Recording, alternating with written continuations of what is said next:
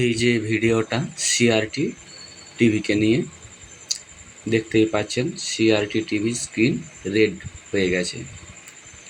তো কি করব, পেছনে যে নেকবোর্ড আছে এতে transistor, red colour transistor change করব, আর এর সঙ্গে ব্যাসটাও চেঞ্জ করতে হবে কারণ একটু সমস্যা আছে।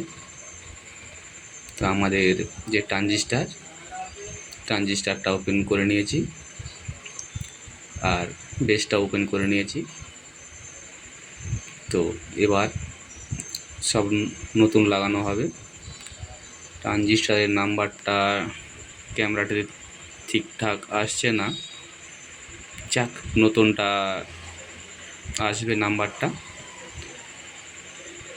তো নাম্বারটা আছে C2482 নাম্বার, দেখতেই পাচ্ছেন খুব ছোট লেখা C2482। আমাদের সব লাগানো হয়ে গেছে, টিভি ইজ ওকে।